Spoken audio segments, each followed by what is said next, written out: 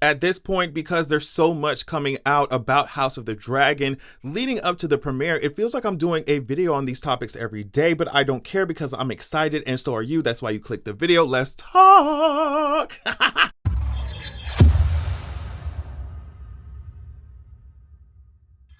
Y'all, look at the details. Look at the details of this costume. I'm going to show you some more as I talk about just what people have been saying about the first episode. Of course, no spoilers, no spoilers.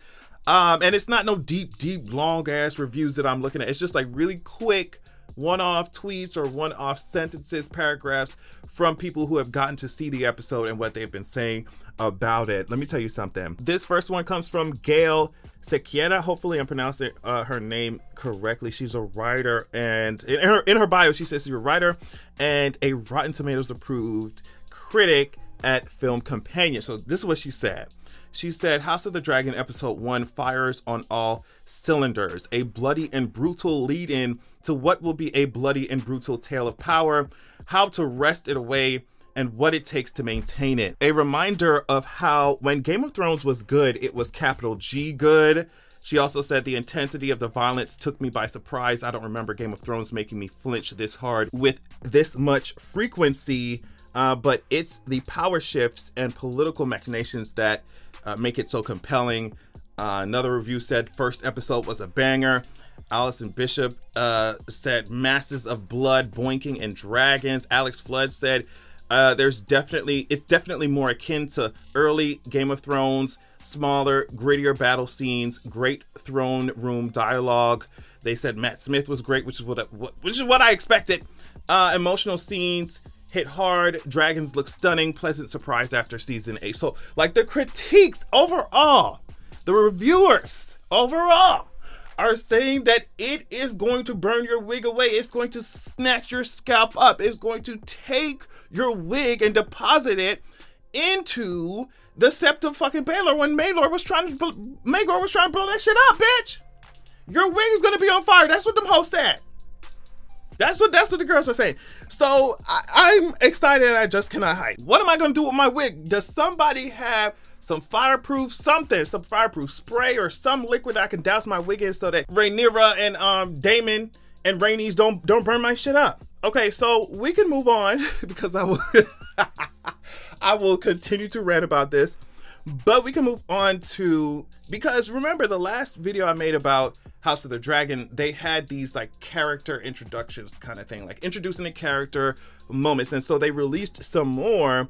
And the ones I'm going to talk about, I think these are the only ones they released. So they released The Queen Who Never Was, of course, Rhaenys. They released Corlys Velaryon, like featurettes on Sir Otto Hightower. And they had a little featurette on Rhaenyra and Alicent's relationship together. So I think I'm going to start with that one. Now, first of all, we have a new shot of Cyrax, which is so cool. I love seeing like I don't know, I'm going to just call them the workers, like, I don't know. It looks like they're running around Cyrax trying to feed her, make sure she's good and stuff. So I thought that was cute. But we also get to see that Alicent is kind of scared of the dragons because in this scene, you can see that Rhaenyra was basically implying like, yeah, of course, Cyrax is growing bigger, which means that 2 people could probably fit on her instead of just 1, implying that, you know, Alicent, if you want to come ride with me, you can. And Alicent was like, girl, no ma'am. Alicent was like, girl, I'll watch. Like, that's cool. You can ride them giant fucking lizards and Komodo fucking dragons, bitch. I'm not doing that shit. You can ride your fucking crocodile, bitch. I'm not doing that. In the featurette, of course, the actress says that Alicent is kind of, you know, she's timid, but at the same time, she has this anger that gets pent up.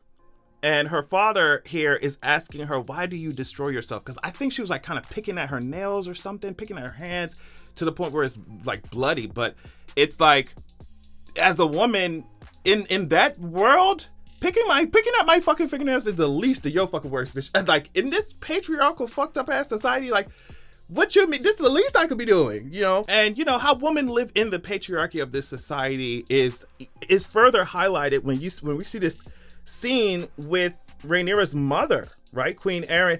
And she was sitting there just pregnant as hell, telling her that this was her future, right? She was like, this discomfort is how we serve the realm. And she was talking to Rhaenyra when she said that shit. And Rhaenyra came back and was like, girl, actually, I would rather be a knight. I would rather serve as a knight going to battle. I would rather be doing those kinds of things than to be just sitting around here with a fancy title that doesn't really mean shit. She is completely over it. And so Rhaenyra is viewed as someone who is asking for too much, bratty. And I think this ties into how the Queen Who Never Was views her and the relationship that, Rhaenyra has with Rhaenys. So in the Rhaenys feature that HBO released, it was just like, each one of them was like 1 or 2 minutes long. So it wasn't anything crazy, right? So Rhaenys is just talking to Rhaenyra here, right? And she was just like, hey, guess what, baby? They denied me. At the Great Council, they denied me. They skipped over me because I am a whole ass woman, right? And that's literally the only reason, because my claim was stronger. And so because it happened to me, baby, I don't know what the fuck you think you're doing, right? And the actress Eve has already said, like, Rhaenys views Rhaenyra as somebody that needs to come down. Like, take her down a peg. You're doing way too much. But Rhaenyra, looks at Rhaenys in her face and says, guess what, baby? She said, guess what, sweetheart?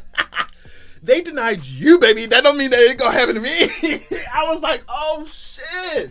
So even from a young age, you can already see Rhaenyra is not really playing these games with these bitches. Like, she's not really playing around with these girls. Like, she's not playing around with these men. She's not playing with these women. She said, I know what y'all want me to do, but what I'm going to do is shake this whole entire kingdom up. How about that? I can't wait to see how this bitterness that Rhaenys has versus Rhaenyra's like headstrong personality, how they're gonna clash. But I love how Rhaenys still has this sense of pride about her, right? Because I think when we were watching this feature you could see at the Great Council when they called Viserys' name, like he was gonna be the heir, he was gonna be the king. You could see how Rhaenys just held that poker face. She was like, all right, y'all called this motherfucker, that's fine. Instead of me, even though I know she should have been the queen, but that's cool. Y'all ain't gonna see it on my face that I'm pressed about it. I love it because it reminds me of Cersei's poker face when Daenerys landed in the dragon pit with the fucking, with Drogon, and Cersei just stood there like, okay, girl. She was like, I'm not even moved. Even though my heart is racing and this bitch could really take me out the game right then, even though she should have, if I'm showing up to the dragon pit and your queen is right here, I'm burning you hoes up, but whatever. Cersei was like, even though Drogon could take me out right now, I am not going to show my emotions on my face. And I live for that moment, even though I hate Cersei. But like, you hate to love Cersei. She's amazing. She's that girl. She's that girl that you love to hate. So anyway, I just love seeing that, and I can't wait to see these dynamics. I can't. So I think I'm absolutely going to love Corlys Velaryon. This was the other featurette that they did, and that they released. Now, he's stern. That's what the actor said. He's stern. He can't stand fools. Neither can I. He's a man of action. Love that. And then also, you could hear Corlys Velaryon say this. You can't wait for a storm to come to you. You must go around the storm or you must go through it. Don't wait for that hole to knock you upside your head. So he's a man of action. He ain't gonna just sit around and let some bullshit happen. And this other fact I think was important because we already know about House Velaryon and how they, were one of the first to come over here from Valeria, blah, blah, blah, blah, blah. But he truly believes that his wife should have been the queen. She had a stronger claim. He says Rhaenys was the only child of Jaehaerys' eldest son. She should have been the queen. So now I'm interested to see because I don't really know a whole lot about the book Corlys, let's be real. Or book stuff in general, but I just know a lot of the lore overall. Like, a very bird's eye view of the lore is kind of what I have, not intricacies, which is what's gonna make watching House of the Dragon even more excited for me, because there's certain things I do know, as I'm sure you can tell based off of my videos. There's certain things I just don't know, and I'm waiting to see. And of course, we had Mushroom telling us stuff, so we don't really know the tea for real. And House of the Dragon is gonna show us that, of course. So I'm interested to see if Corlys is like, he's just like, women can lead too, or if he's like, oh, I wanted my wife to be the queen, not because I think women can lead, but because I wanted to be close to power, And I'm sure those of you who know Corlys' character way more than I do already have the answer to that, but I'm interested to see, because it seems, from what we can tell from the trailers and stuff, it seems like Corlys and Rhaenys have a really strong bond, that they know each other really well, that they love each other a lot.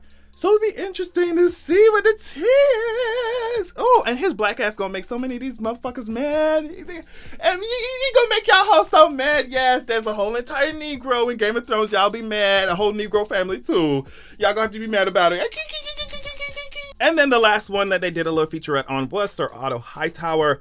Now, I mean, it's just not a whole lot of stuff that we really don't know about Sir Otto Hightower yet. The actor says his house has been front and center in politics for hundreds of years. I think that Sir Otto, at this point, you talking about House Hightower, like, they got to be cocky. They got to be arrogant. He's the king's hand. He has his eyes and everything. He struggles between his duties and his grieving interior, is what the actor said. So I can't wait. Obviously, Sir Otto cannot stand Daemon. And he loves his daughter, but of course there is this motive behind trying to get her in the king's bed. Power, right? So yeah, I had to do a quick little video. Y'all. Like, we are getting so close. And you know, I have to send y'all off with just a reminder that if you have not bent the knee, please do so. The other houses are whack. They don't have dragons. Get with the winning team, hoes. Are you serious? Anyway, on that note, love y'all so much. I will check in with y'all later. Get excited.